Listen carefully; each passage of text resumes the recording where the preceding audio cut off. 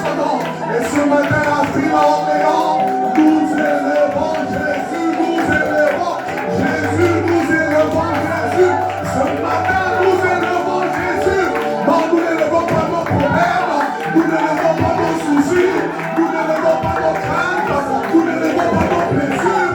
Nous élevons Jésus, Jésus, le ressuscité du troisième jour. Non, ce ne sont pas des problèmes qui vont m'empêcher de lever Jésus ce matin. Ce ne sont pas les difficultés, les soucis, les problèmes de poids. Ce matin, je lève Jésus. Ce matin, je lève Jésus. Alléluia. C'est intentionnel. Avec intention ce matin. Alléluia. Oh, ma chablade, oh, chata. Jésus est élevé en Seigneur. Bien-aimés, nous ne sommes pas en train de parler d'un autre. Nous sommes en train de parler de celui qui nous a aimés avant la fondation du monde. Nous sommes en train de parler de celui qui nous guérit de nos maladies. Quand l'AVC a frappé, il était là. Il a guéri. Quand un accident est arrivé, il a secouru. Quand la famille est arrivée, il a pourvu. Quand on a été blessé, il a guéri nos cœurs. Jésus, c'est de lui dont il est question ce matin. Et nous voulons bénir son nom. Il est glorieux ce matin. Alléluia. Car il est glorieux et qu'il y a de régner l'agneau est souverain.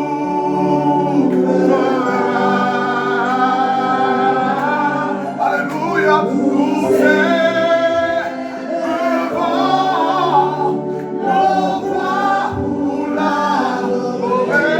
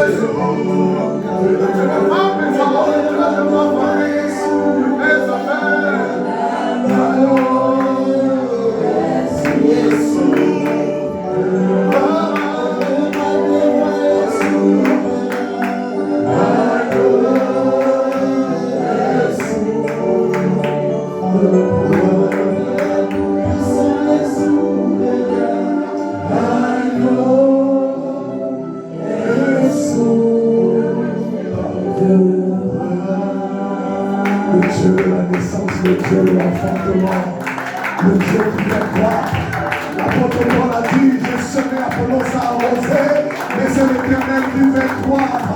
Le Dieu de la multiplication est là ce matin.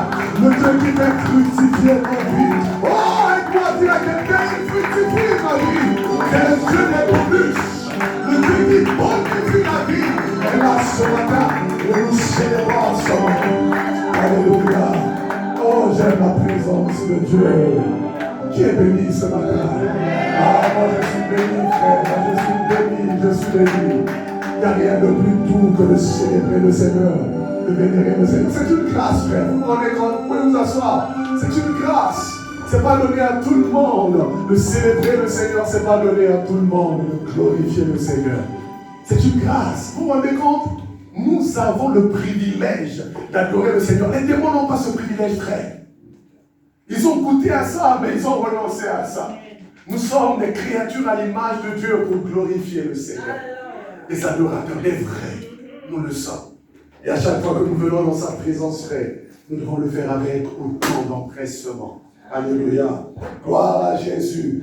Alléluia. Avant de commencer ces moments, vous savez, ce n'est pas un rite. Pour nous, c'est une façon de partager la joie. La Bible déclare qu'il y a de l'abondance de joie dans la maison du Seigneur. Alléluia. Voilà pourquoi je vais vous inviter à nous lever. Lève-toi, va vers une personne, va vers un frère, une soeur. Allez tous vers Virginie. Communiquez à Virginie la joie. Dites à Virginie, dans la maison de Dieu, il y a la joie et il y a la paix. Alléluia. Je ne peux pas être dans la maison de Dieu et être triste. C'est pas normal. C'est pas possible. Je ne peux pas être là où le nom de Dieu est invoqué et je suis troublé, je suis préoccupé. Et ça, c'est pas notre Dieu. Il n'est pas comme ça. Là où son nom est invoqué, il y a quelque chose qui se passe. Alors, est-ce que tu peux aller vers un frère, une soeur, communique la joie à quelqu'un. Shalom Emmanuel, sois béni. Alléluia. Gloire à Jésus. Merci Seigneur. Emma, sois béni, papa. Alléluia. Hello. Sois béni.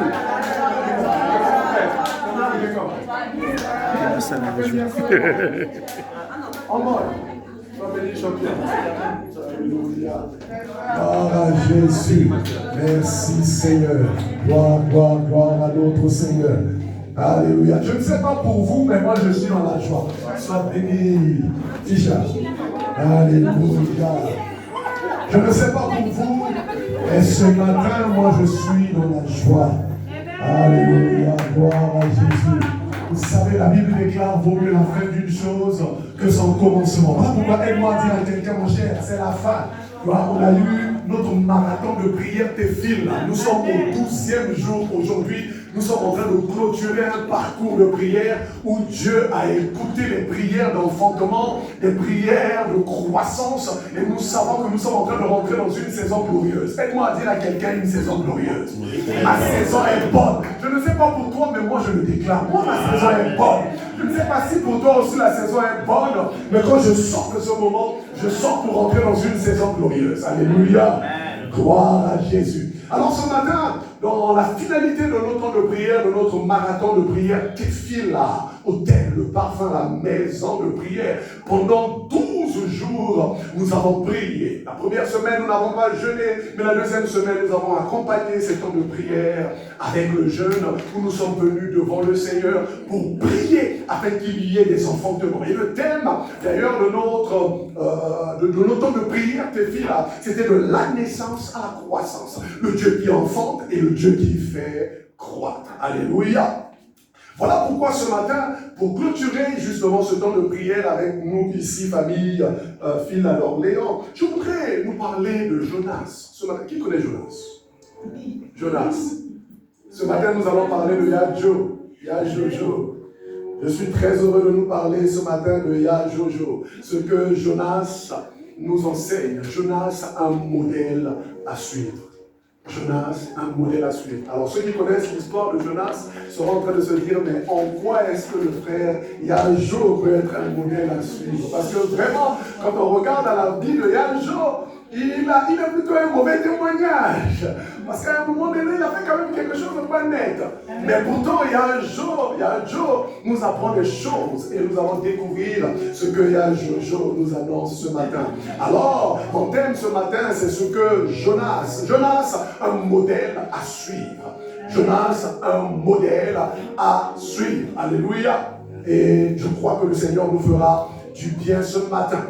Alors, avant d'aller un peu plus loin, permettez-moi de poser le cadre. Ce matin, nous allons parcourir le livre de Jonas, d'accord? Nous ne serons que dans le livre de Jonas, nous allons épingler quelques versets un peu éparses, mais nous allons beaucoup plus nous focaliser dans le livre de Jonas. Voilà pourquoi je ne vais pas donner un texte de base, puisque le texte de base en lui-même, c'est le livre de Jonas. Alléluia. Avant d'aller un peu plus loin, j'aimerais épingler avec nous 3 choses à savoir au sujet de Jonas. Et c'est au travers de ces 3 choses que nous allons développer un tout petit peu la pensée que le Seigneur a déposée dans mon cœur ce matin. Et nous allons surtout prier. Et vous allez comprendre pourquoi. Je suis sûr que alors que je serai en train d'évoluer, il y a des personnes qui auront certainement envie de me dire, Berger, arrête seulement, compris maintenant. Moi, je veux maintenant prier. Parce que le but de ce que je veux partager ce matin, c'est susciter en nous cette envie de la prière. L'envie de faire des déclarations, de faire des décrets. Ce matin, il y a quelqu'un qui doit faire des décrets. Vous savez, quand nous venons ici, là, il dit, oh, je nous dois prier et tout. Et nous sommes trop chocos quand nous prions. Nous prions. Frère, tu es trop choco. Tu pries comme ça. Hein? Tu pries. Non, mon cher. Quand on parle de la prière, on n'est pas choco avec la prière. Tu vas découvrir qu'il y a des moments où la prière est importante et il y a des moments où l'enfant de Dieu doit faire un certain type de prière pour voir Dieu le visiter d'une façon extraordinaire. Alléluia. Alors, qui est Jonas? C'est ce que je voudrais commencer par là. Très rapidement, la Bible nous révèle que Jonas était le fils d'Amittai, qui était originaire de Gath-Hépher. Il était descendant de Zabulon. C'est pas moi qui le dis, c'est écrit d'ailleurs dans le premier chapitre du livre de Jonas, au verset 1. La Bible nous dit qu'il était justement le fils d'Amittai et il était originaire de Gath-Hépher. Mais c'est important, avant d'aller un peu plus loin, que je pose un petit cadre, parce que la Bible dit qu'il était descendant de Zabulon. Zabulon faisait partie des 12 tribus d'Israël. Et Zabulon, écoutez ce que Jacob, avant de mourir, relâche sur la vie de Zabulon, donc sur la vie de Jonas. Jonas était un homme béni, parce que la Bible déclare en Genèse 49, verset 13, Zabulon habitera sur la côte des mers, il sera sur la côte des navires, et sa limite s'étendra du côté de Sidon. Ça c'est très important, parce que ça va nous permettre de comprendre ce que je vais dire plus tard. Et ça c'est ce qu'un père physique est en train de déclarer sur la vie de son enfant. Et nous voyons plus tard le père spirituel, c'est-à-dire Moïse, libérer aussi un certain type de parole. Et Moïse vient, il s'aligne presque dans ce que Jacob avait déclaré. Dans Deutéronome 33, le verset 13, la Bible dit sur Zabulon, Moïse dit, réjouis-toi Zabulon dans tes courses, réjouis-toi Zabulon dans tes voyages. Et quand on parle de Zabulon, il est important de noter que comme bénédiction, Zabulon avait l'exploitation des richesses des mers et les trésors cachés dans le sable. Voilà pourquoi on parle de la fonte des métaux, on parle de tout ce qui est ressources terrestres, mais de tout ce qui est aussi ressources des mers. Ça, c'était la bénédiction que Dieu avait donnée à Zabulon. Voilà pourquoi, comme Nephtali, Zabulon jouissait aussi d'un territoire riche et fertile, mais traversé surtout par une grande mer qu'on appelait la mer d'Akko et qui allait justement d'Akko à Damas. Voilà pourquoi c'était un peuple habitué justement aux ressources de la mer, mais c'était un peuple qui profitait aussi des ressources de la terre. Donc quand on parle du cobalt, de l'or, tout ce que nous connaissons là, du fer, du manganèse, des choses qui viennent de la terre, c'était la richesse de Zabulon. Alléluia. Et ça veut dire que Jonas a évolué, a grandi dans un environnement proliférant de richesses. C'était un homme qui voyait sa nation être riche. Et c'était un homme qui n'avait pas de soucis. Voilà pourquoi quand il fuit la mission de Dieu, il est capable de payer son voyage. Il a des moyens. C'est un homme, quand il veut se déplacer, il n'a pas à faire un crédit, il se déplace. C'était un peuple béni et ils avaient la grâce de Dieu. Ça, c'est très important de noter cela. Ça, c'est la première des choses que j'aimerais justement nous dire. La deuxième des choses que nous devons savoir de Jonas, il était un prophète et surtout porte-parole de Dieu dans le royaume du Nord et sous le règne de Jéroboam II. Il fut d'ailleurs l'un un des atouts de ce roi, parce que c'est lui qui a donné le conseil au roi, alors que les Assyriens attaquaient la Syrie, de reprendre les territoires qui étaient échus au royaume du Nord, que la Syrie avait pris position. Et nous voyons cela dans 2 Rois, le chapitre 14, le verset 15. La Bible dit, parlant de Jéroboam, il rétablit les limites d'Israël depuis l'entrée d'Hamath jusqu'à la mer de la plaine, selon la parole que l'Éternel, le Dieu d'Israël, avait prononcée par son serviteur Jonas, le prophète, fils d'Amithaï de Gath-Hépher. Donc, à cette époque-là, nous voyons déjà que Jonas n'était pas n'importe qui. C'était un prophète qui a vécu au temps de Jéroboam II, et c'était aussi un contemporain d'Amos. Vous connaissez le prophète Amos. Donc il a vécu au même moment que le prophète Amos. Et ça c'est important de ne pas perdre cela de vue. Troisième chose que nous devons savoir au sujet de Jonas. Jonas est aussi le prophète qui a désobéi consciemment à Dieu en prenant une voie opposée aux directives d'aller à Ninive que l'Éternel lui avait confiées. Sachant qu'à cette époque-là, Ninive est la capitale de la Syrie à ce moment-là. Et nous voyons cela dans Jonas le chapitre 1. Maman, tu peux déjà commencer à afficher Jonas ici parce qu'on aura besoin de ça tout à l'heure. Jonas le chapitre 1, la Bible dit à partir du verset 2, le Seigneur dit à Jonas, lève-toi, va à Ninive. Dieu dit à Jonas, lève-toi, va à Ninive. Et écoutez le verset 3, la Bible dit, Jonas se leva et pour s'enfuir où? À Tarsis. C'est un serviteur qui fait l'opposé de ce que Dieu lui demande. C'est comme quelqu'un à qui Dieu dit, va à l'île. Lui, il va au pays. Dieu dit, va au nord. Lui, il prend le sud. Il dit, je ne veux pas aller là-bas. Donc, il désobéit à Dieu, mais il désobéit à Dieu consciemment. Jonas sait ce qu'il fait. Mais ce que j'aimerais nous dire ce matin, c'est que quand nous lisons le livre de Jonas, le verset 3 dit ceci. Il paya le prix du transport et s'embarqua pour aller avec les passagers à Tarsis. C'est ce que je disais tout à l'heure. Il paye le billet pour fuir la mission de Dieu avec l'argent de Dieu.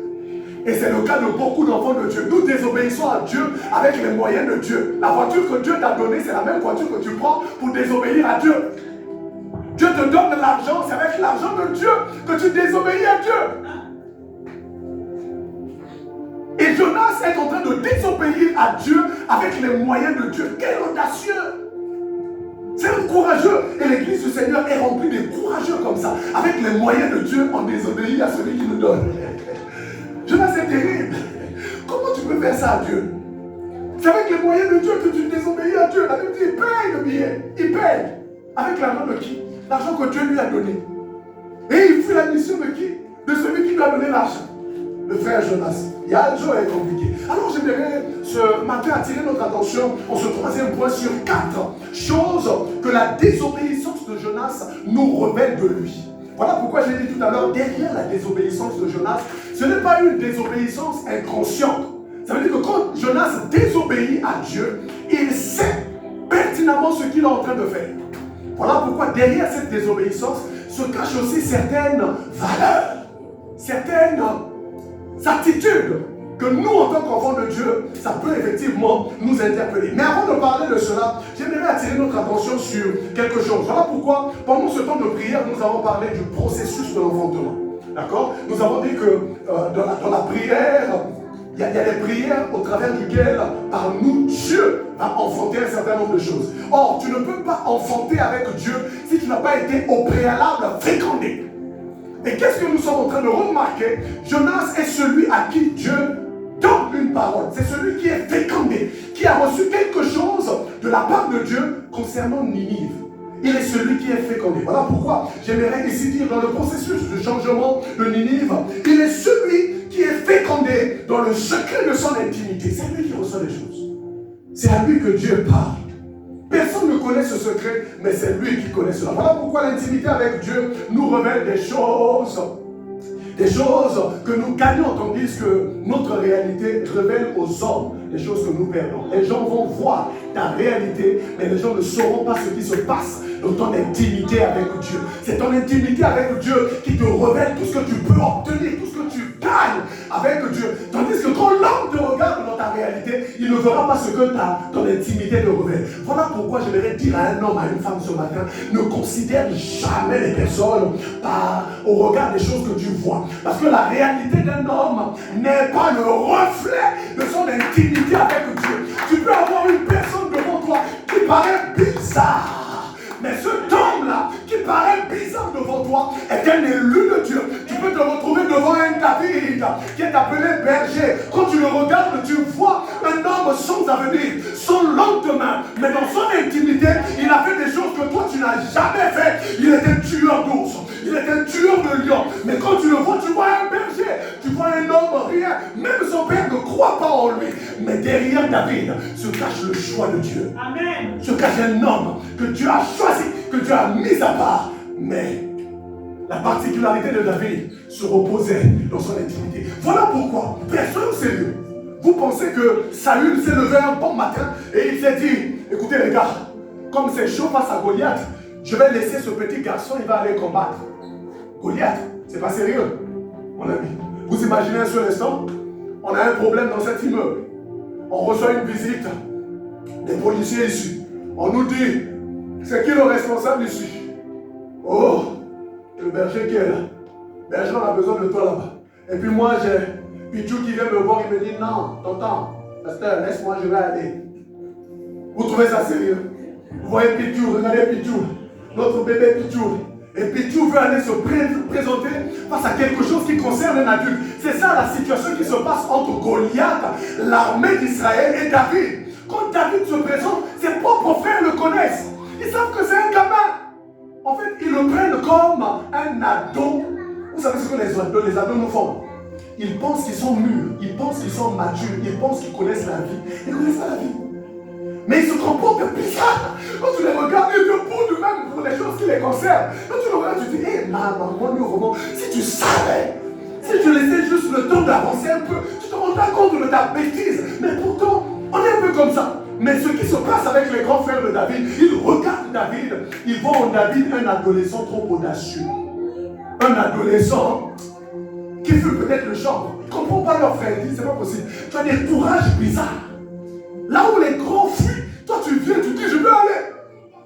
Alors remarquez cette situation. Ce qui est bizarre, c'est que dans ce contexte-là, Saül a confiance en David. Saül écoute David. Au lieu de se comporter comme un père responsable, qui regarde un enfant et dit, lui-même il le dit. Il dit, mais toi tu n'es qu'un enfant. C'est pas moi qui le dis, c'est Saül qui le dit. Il dit, Goliath, lui, c'est un homme de guerre dès son enfance. Mais toi, tu n'es qu'un enfant. Maintenant, regardez, qu'est-ce que David fait? David partage une part de son intimité à Saül. Donc la foi de Saül n'est pas venue de l'extérieur de David. La foi de Saül est née du fait que David lui a partagé son intimité. Il a dit à Saül, mon roi, le petit que tu appelles petit là, quand je suis dans les champs là-bas, quand le lion vient pour attaquer les brebis, je cours après le lion, je le déchire. Quand l'ours vient, je l'attaque. Et il se rend compte que ce n'est pas faux. Les frères sont là pour confirmer. Que le petit que tu vois là, oui, c'est vrai. Il a déjà tué un ours. Il a déjà tué un lion. À partir de ce moment, Saül comprend que si le petit s'il est capable de tuer un ours, un lion, avec la puissance que Dieu lui donne, il peut aussi terrasser ce Goliath. Donc sa foi est venue de l'intimité de David et non de l'extérieur de David. Frère, ne regarde jamais, ne considère jamais une personne par rapport à son extérieur. Tu peux regarder Marie et voir en Marie une jeune fille fiancée qui est sur le point probablement de mourir. Il est peut-être en train de perdre. Vous savez quelque chose qui m'a toujours intrigué. Entre Marie et Zacharie, qui enseigne la loi? Zacharie enseigne la loi. L'ange apparaît à Zacharie. La Bible dit Zacharie a eu peur. Il s'est effrayé. Il a failli fuir. Pour la mission à Zaza. Ce jour-là, s'il y avait une porte pour sortir, Zacharie a hésité parce qu'on ne sort pas de la présence de Dieu comme ça. Ça veut dire que le jour-là, Zacharie savait que si je sors, je peux mourir.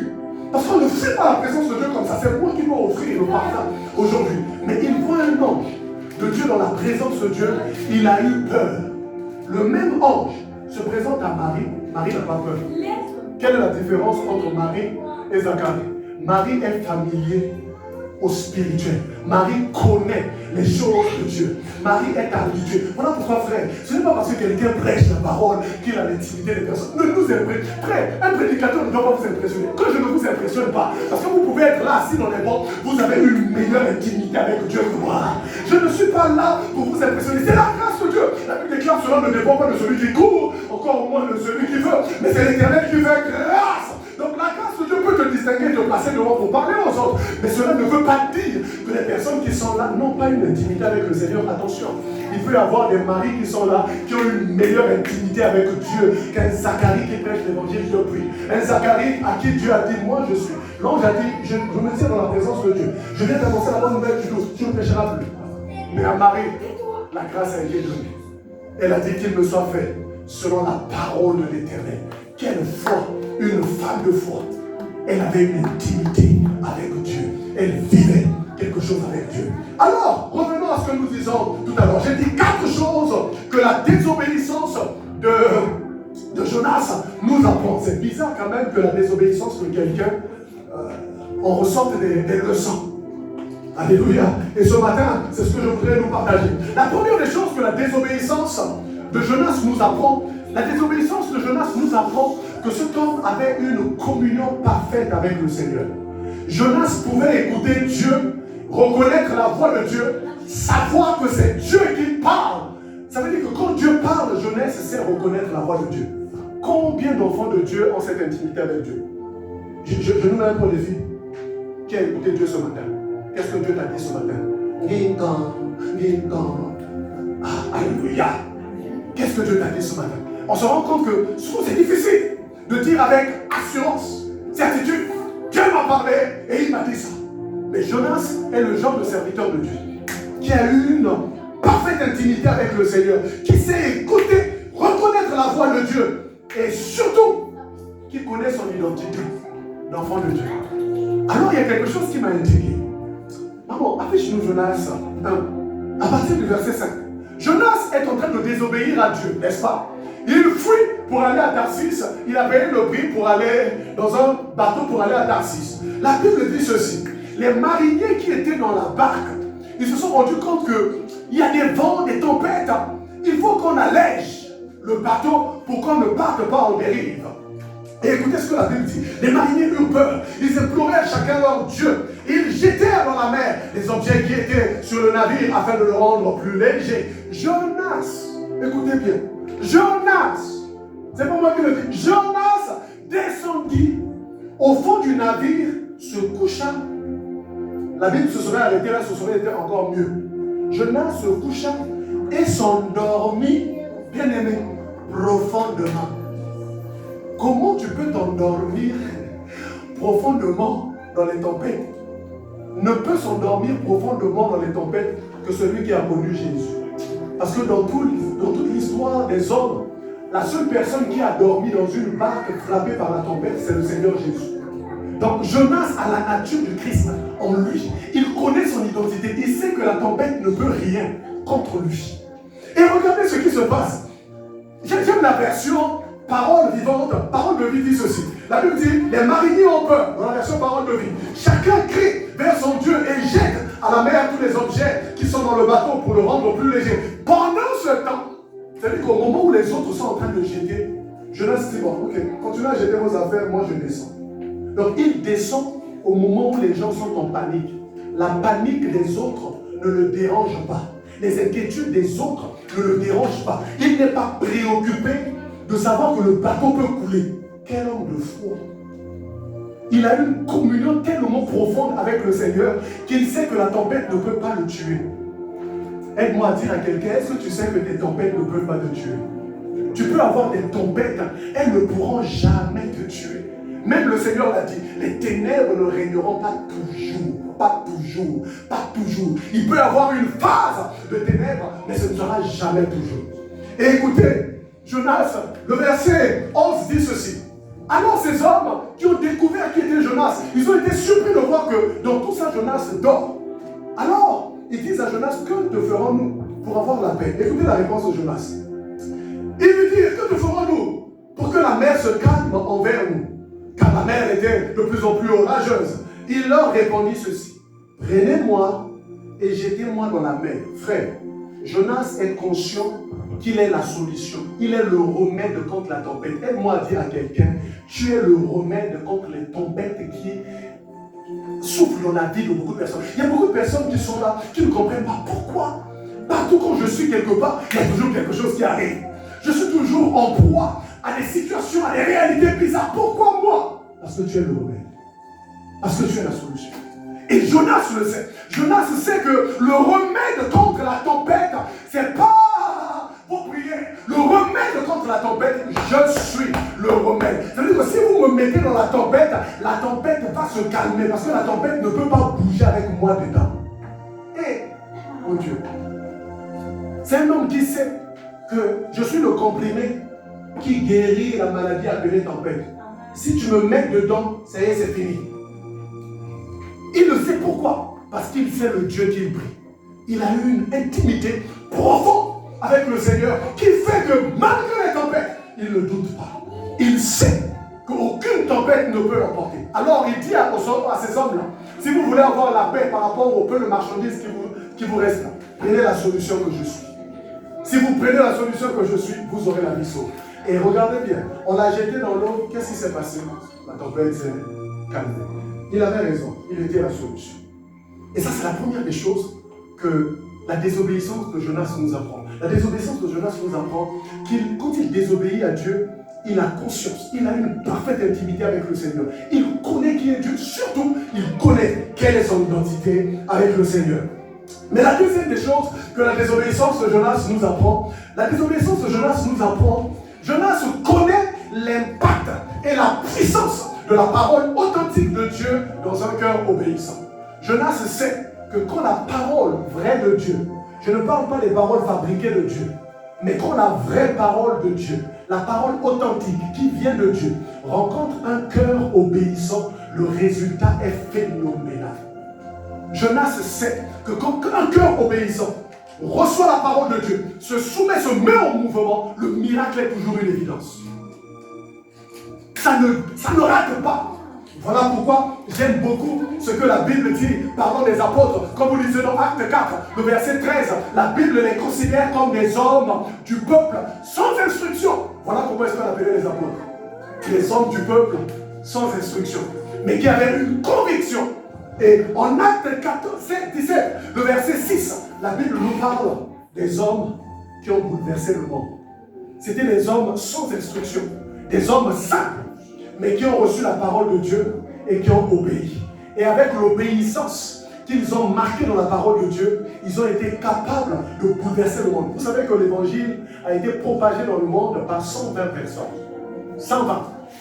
Ils étaient 120 dans la chambre haute. 12 sont sortis le jour-là avec Pierre.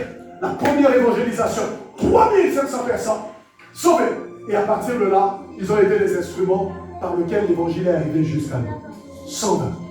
Et 12, la Bible les appelle des hommes qui ont bouleversé le monde. Et de quels hommes la Bible est en train de parler? Des pécheurs. Des pécheurs qui ont juste reçu la parole et qui ont décidé d'obéir.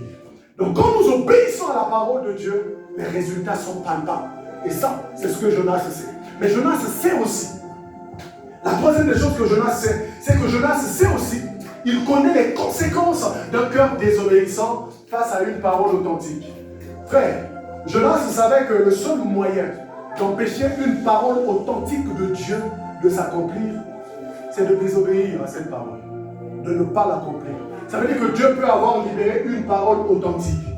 Si je ne me mets pas en mouvement, je ne crois pas en cela, peu importe ce que Dieu aura déclaré, ça ne s'accomplira pas. Dieu a besoin, la parole de Dieu a besoin de rencontrer un cœur de foi. Donc le seul moyen de devenir un obstacle à la parole de Dieu, c'est la désobéissance. Notre choix de ne pas nous soumettre à cette parole. Voilà pourquoi, parlant du diable, remarquez bien la Bible dit, nous aimons souvent dire, résistez au diable, et il fuira loin de vous.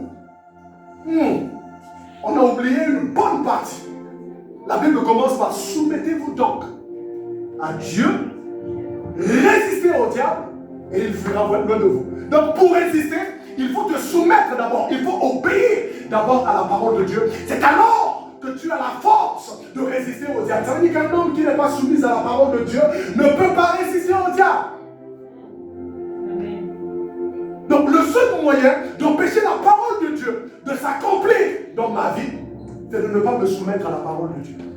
C'est quand je me soumets à la parole de Dieu que je commence à voir le miraculeux se réaliser.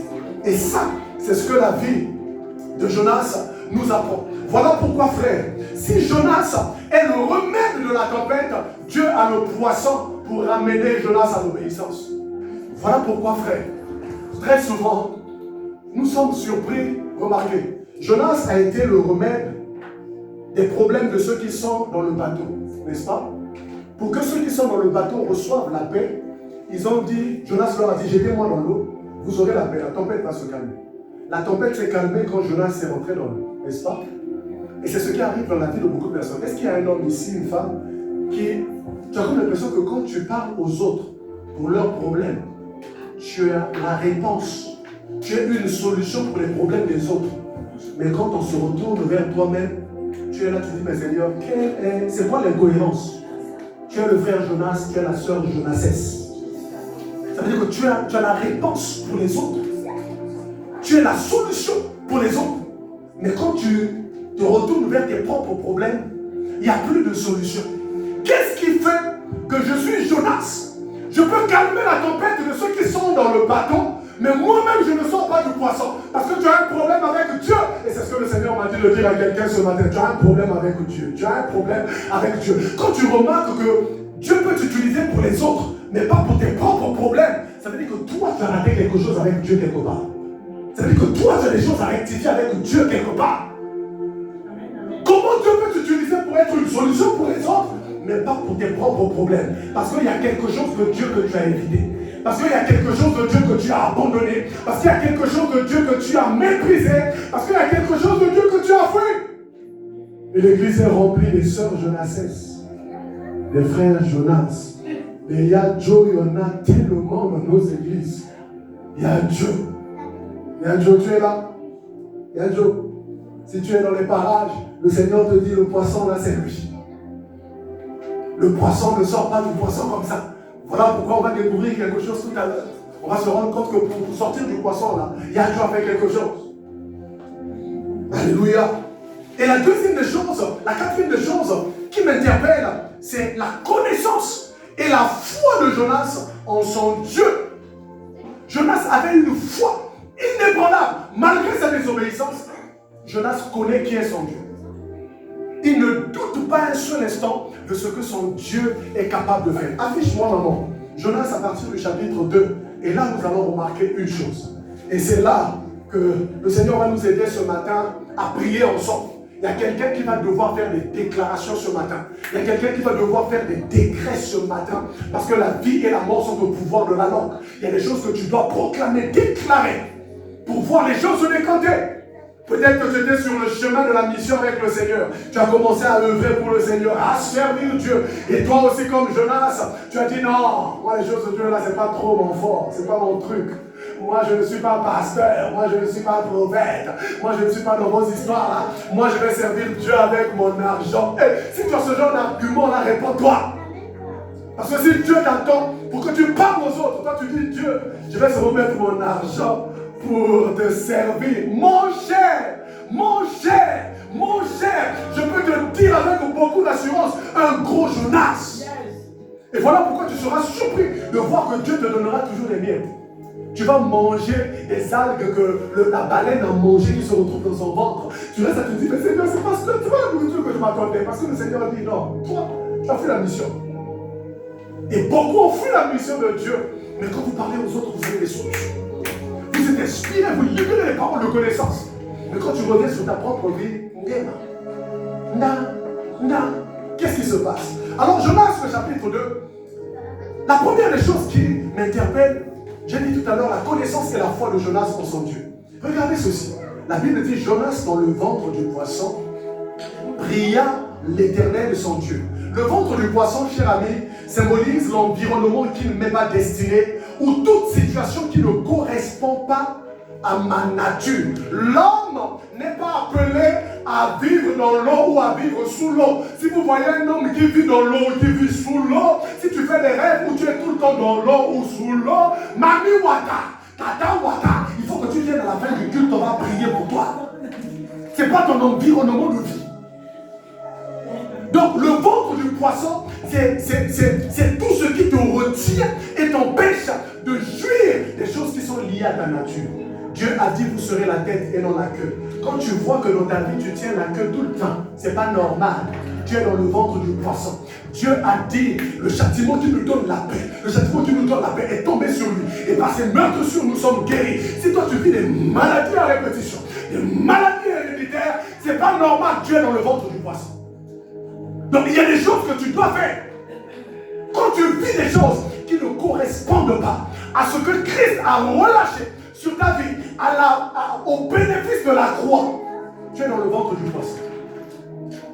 Le ventre du poisson, comme je le disais tout à l'heure, symbolise l'environnement qui ne m'est pas destiné, ou toute situation qui ne correspond pas à ma situation, à ma nature. La Bible dit, vous serez la tête. Si tu ne vis pas la tête, il y a un problème. C'est le ventre du poisson. Il faut que tu changes. Maintenant, la Bible dit ceci. Il pria l'Éternel. Jonas n'a pas prié le Seigneur en dehors du ventre. Jonas était dans ses mêmes problèmes. Dans son problème, dans ses limites, dans ses limitations, il a fait le choix de prier. La prière, c'est le moyen par lequel Dieu change les situations impossibles. Si tu ne pries pas, les situations impossibles ne peuvent pas changer. L'église ne prie plus. L'église ne lève plus la voix. Nous sommes trop choquants quand nous prions. Mais la Bible dit ceci. Jonas pria l'Éternel, son Dieu. Il connaissait qu'il avait un Dieu quelque part. Mais mieux encore, la Bible dit, Jonas invoqua l'Éternel. Est-ce que je peux parler de ça 2 secondes? La Bible ne dit pas Jonas pria seulement l'Éternel. La Bible dit Jonas invoqua l'Éternel. Invoquer l'Éternel, ça vient du grec bakara. Et kara veut dire appeler, crier à haute voix pour de l'aide. Émettre un son bruyant. Ce n'est pas des prières des femmes au chocolat. Où tu fais ça? Seigneur, j'ai un souci. Oh Seigneur. Non! Maman, il y a des moments quand on est dans la présence de Dieu là. Quand tu vis le ventre du poisson, maman, c'est des prières qu'on fait avec des cris. Voilà pourquoi j'aime ce que la Bible dit dans Hébreux, le chapitre 5, le verset 7. Parlons du Seigneur. La Bible déclare ceci. C'est lui qui, dans les jours de sa chair, ayant présenté à Dieu avec des grands cris et des larmes. Ah, ça c'est la prière du ventre. Frère, si tu veux vivre l'enfantement, ce n'est pas toutes sortes de prières. Frère, tu ne peux pas vivre l'enfantement avec des prières de friendship. On dit, on n'aime pas trop le bruit. Ma chambre est assez. Eh Seigneur, oh Dieu, le soupir dans mon cœur. Non, maman. Il y a des prières où on doit entendre un cri. Seigneur! Voilà pourquoi, frère, la prière du ventre du poisson là, ne respecte pas ton make-up. Tu vas te retrouver avec ton double couche de teint, fond de teint qui va en l'air. Tu te retrouves avec des faux cils collés sur les paupières ici. Parce que tu n'as pas le temps à calculer les heures. Tu es là pour prier. Tu es là pour crier vers le Seigneur. Ce sont des prières qui déclenchent le vomissement. Ah oui, il y a des hommes et des femmes dont les situations doivent vomir ce matin. Il faut que ce problème de santé te vomisse. Il faut que ce problème d'échec te vomisse. Il faut que ce problème de travail te vomisse. Et pour que ça te vomisse, il y a un type de prière que tu dois faire. Tu dois invoquer l'Éternel. Tu dois invoquer. La prière d'enfantement, la prière de croissance nécessite un certain type de prière qui se fait avec larmes, avec empressement. Mais la Bible dit ceci. Et regardez, pourquoi est-ce que Jonas est un homme de foi? Il dit quelque chose de très intéressant. Jonas, le verset 4. Il dit, je disais, je suis chassé loin du regard de ton regard, mais je verrai encore ton saint temple. Celui qui est en train de prier est dans le ventre du poisson. Mais quand il élève sa prière, il se voit déjà. Voilà pourquoi, frère, la prière de foi, c'est la prière qui produit une image. Si ta prière ne produit pas une image, dans ta tête, tu n'as pas la foi. Un jour, un homme a dit à un serviteur de Dieu, je voudrais créer un grand orphelinat. Et cet homme lui a posé la question, que vois-tu? Qu'est-ce que tu vois?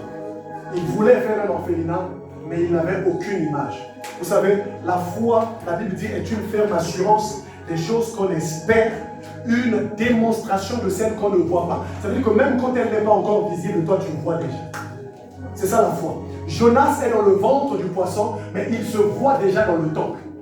Donc quand il prie, il sait la finalité. Il voit la finalité. Voilà pourquoi la prière de foi, ce n'est pas la prière qui cherche à savoir comment Dieu va le faire. Mais c'est la prière qui voit la finalité. Dieu va faire ça. Je me fous de savoir comment est-ce que Dieu va faire, mais je sais que mon Dieu va faire ça. J'ai un problème de papier, je m'en fous de savoir comment Dieu va le faire, mais je vois la finalité. J'ai un problème de santé, je m'en fous pas où ça va passer, mais je sais que Dieu va me guérir. C'est ça la réalité. Ça voit la finalité. Et il dit, tu m'as fait remonter vivant de la fosse. Éternel mon Dieu, quand mon âme était abattue au-dedans de moi, je me suis souvenu de l'Éternel et ma prière est parvenue. Oui, quand tu es dans le ventre du poisson, souviens-toi de l'Éternel. Souviens-toi de l'Éternel. Il n'y a pas de prière de délivrance sans souvenir. Tu dois te rappeler de qui est ton Dieu, de ce qu'il a déjà fait. Voilà pourquoi le Seigneur dit, rappelle ma mémoire. Il y a des gens, Ézéchias a rappelé à l'Éternel ses œuvres. Il s'est souvenu de ce que Dieu avait fait avec lui dans le passé. Et j'aime beaucoup ce qui se passe avec lui. Regardez le verset 9. Il dit, pour moi, j'offrirai des sacrifices avec des cris d'action de grâce et j'accomplirai les vœux que j'ai faits. Jonas est en train de préparer son offrande. Voilà pourquoi j'aimerais dire ici, frère, la prière véritable s'accompagne toujours d'un sacrifice d'action de grâce. Une offrande pour l'exaucement que nous recevons par la foi. La Bible, tu ne peux pas prier, surtout dans des moments comme ça. Nous venons de finir un temps, nous finissons un temps de jeûne de 12 jours. Tu ne peux pas venir au culte comme ça, après avoir élevé la voix comme nous avons élevé comme ça.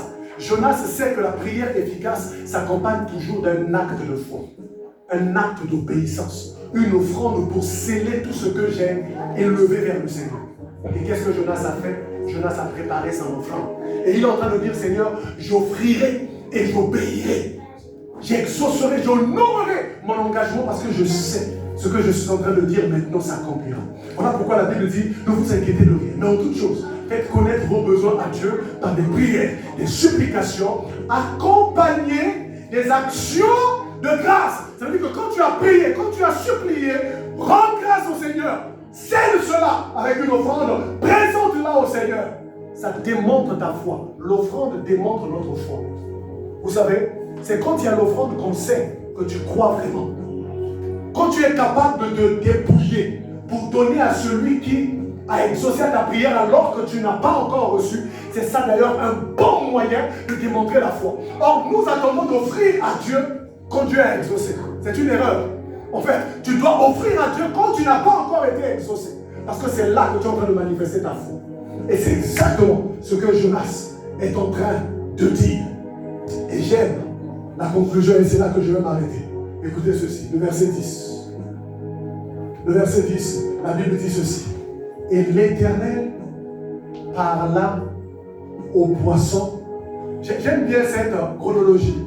Dieu parle au poisson et le poisson obéit. Et regardez bien, ça veut dire qu'aussi longtemps que Dieu ne parlait pas au poisson, Jonas ne sortait pas. Il y a des situations par lesquelles tu ne peux pas sortir si Dieu ne parle pas au poisson. Très souvent, nous parlons à nos problèmes. Très souvent, nous nous levons contre nos problèmes. Mais la clé de Jonas, ce que Jonas est en train de nous montrer, qu'il y a un certain type de prière qu'un homme élève vers Dieu et c'est Dieu qui parle à son problème. Pourquoi? Parce que quand Dieu parle, la voix de Dieu s'accompagne toujours de quelque chose. Voilà pourquoi, frère, la voix de l'Éternel déclenche les tonnerres dans le camp de l'ennemi. Vous le savez. Quand Dieu commence à parler, le monde des ténèbres entend des tonnerres. La Bible déclare en Psaume 29, le verset 3, la Bible dit la voix de l'Éternel. Psaume 29, le verset 3. Tu peux afficher ça parce qu'on va lire la suite. Psaume 29, le verset 3. La Bible dit la voix de l'Éternel résonne sur les eaux. Le Dieu de gloire fait gronder les tonnerres. Donc quand Dieu parle, ce que l'ennemi entend, c'est des tonnerres. Voilà pourquoi la Bible parle des 4 lépreux. Quand ils se sont mis en route, l'armée syrienne a entendu le bruit d'une armée grande. C'était 4 lépreux, 4 malades. Les 4 malades, leur pas a été entendu comme le bruit d'une armée nombreuse. Et j'aime la voix de l'Éternel. Jonas savait qu'il faut que Dieu parle à mon problème. Dieu doit parler. Il y a la prière d'enfantement, la prière du ventre. La prière quand tu es dans le ventre, c'est la prière qui emmène Dieu, qui déclenche la voix de Dieu sur ta situation. Il faut que Dieu parle à la situation. Pas que tu parles à la situation. Il y a une grande différence. Ce n'est pas Jonas qui parle au poisson. C'est Dieu qui parle au poisson. Mais Jonas a parlé à Dieu. Il y a des hommes et des femmes ce matin qui doivent parler à Dieu afin que Dieu parle au poisson qui vous retient. Et quand Dieu parle au poisson, ce que j'aime, c'est que Dieu ne peut pas parler sans faire entendre